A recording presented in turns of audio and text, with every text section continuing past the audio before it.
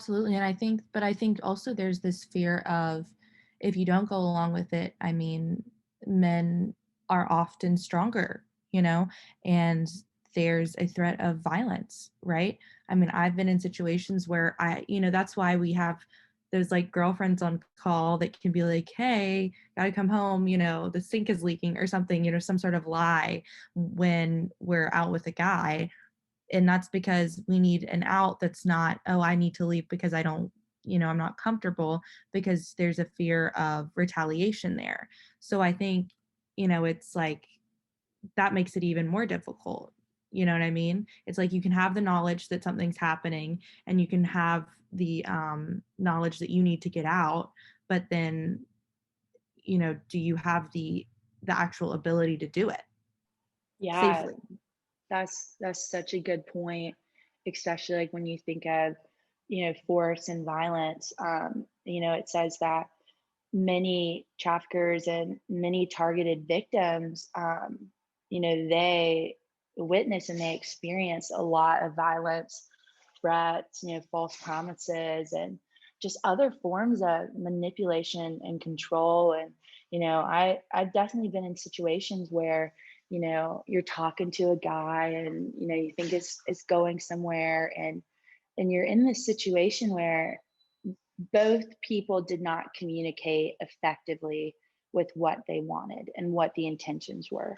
So, my intention being, okay, so I'm going to pursue this guy, see what happens, and, continue to go on dates and see where it leads to, versus, the intentions of him being, oh, I just want to get between her legs, and that be it. And I mean, there's been situations where, I have been in the room and I'm like afraid to say no. I'm like thinking, well, if I say no, what's going to happen? If I try to get out of this, what's going to happen? And, just like, um, you think of men, getting angry with women saying no. I've had a guy get angry at me and, kick me out of his house. And I'm like, what?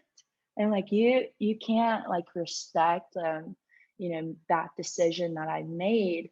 But the women who are currently experiencing this sex trafficking, you know, their nose are covered up with drugs, and they are, they're being put like drugs are being pushed into their bodies, so that way they are, are complacent and they are listening and they are doing what they are told, because there's nothing else that they can really do in this situation. Which, I never, I'm going to be the first one to say it, but i have I have been the person to say, oh wow, like they're a drug addict, like why would you make that decision? I have been that person and I will be the first one to admit it.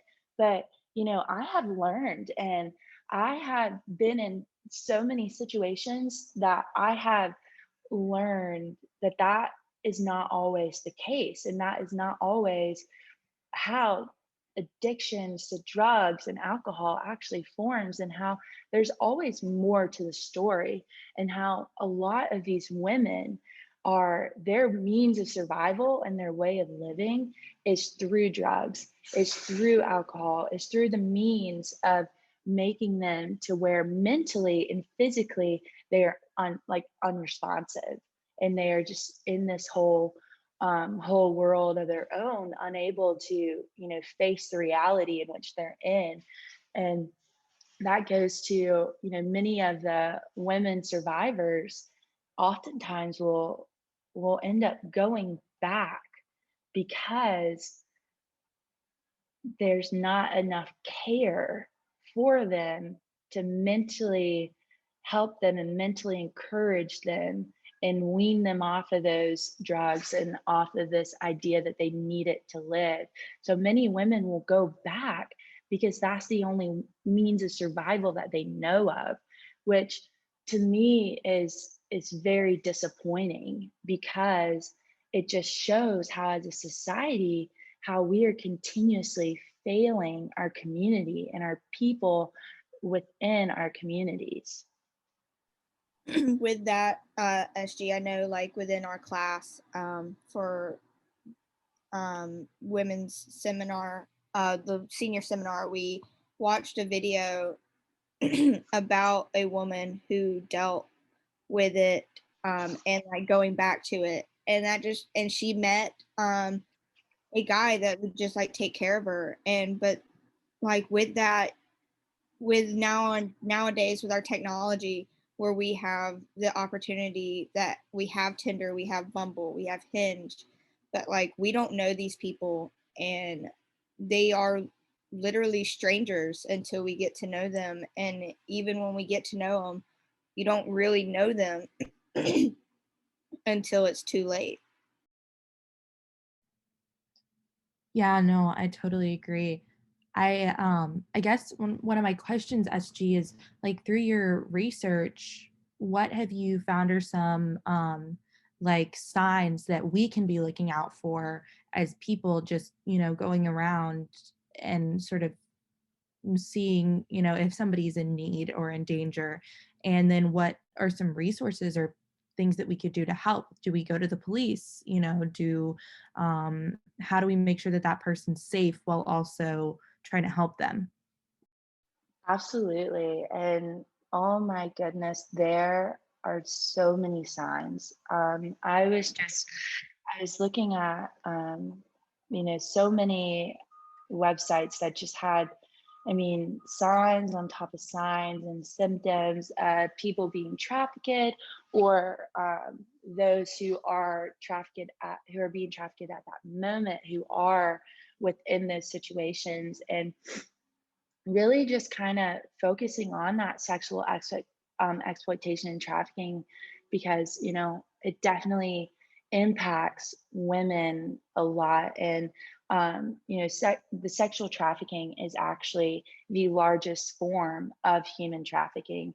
It encompasses over like 40 to 50% of individuals who are being trafficked. And so many of the signs that are there that to look at is that you know I'm going to start with, say, a child or a woman or a man who is currently within a exploitative like situation. And these times can be that this individual is having to be escorted wherever they go, meaning that there are always eyes on them. Usually these individuals are unable to leave the brothels in which that they're in.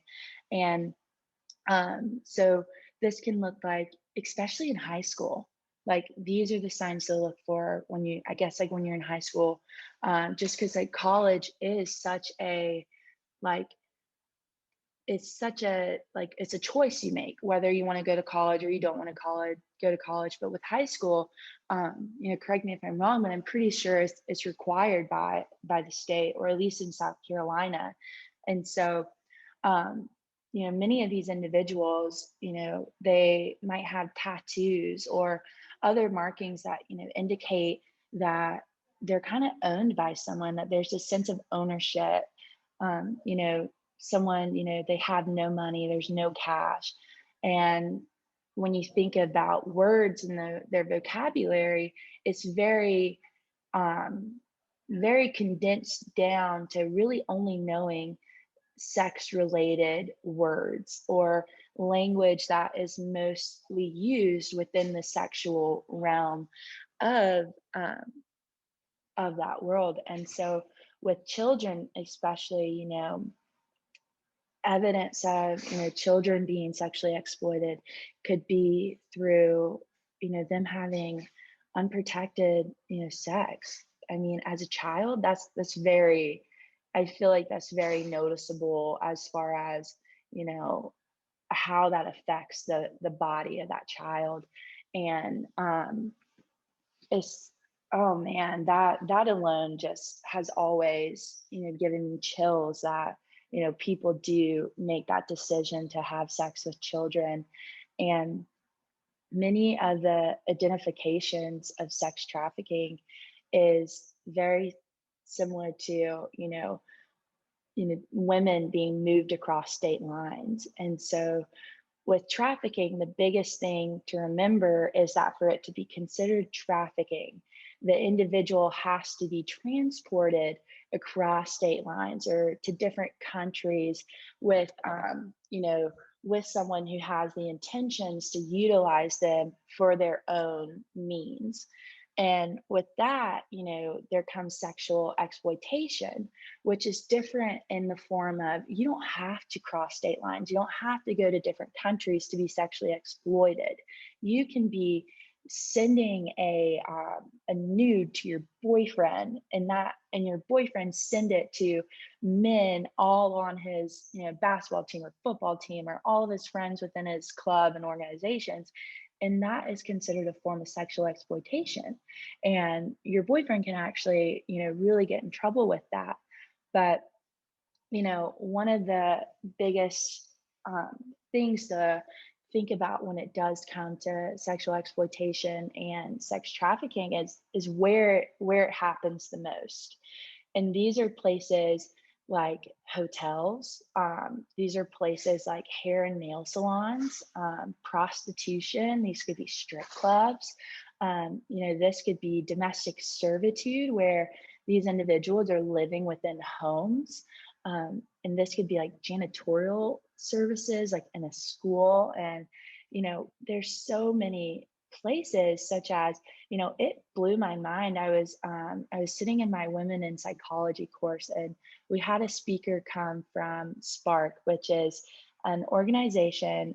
It's a faith-based organization here in South Carolina that handles and deals with a lot of services that provide aftercare for survivors who are survivors of trafficking. And she was really talking to us about this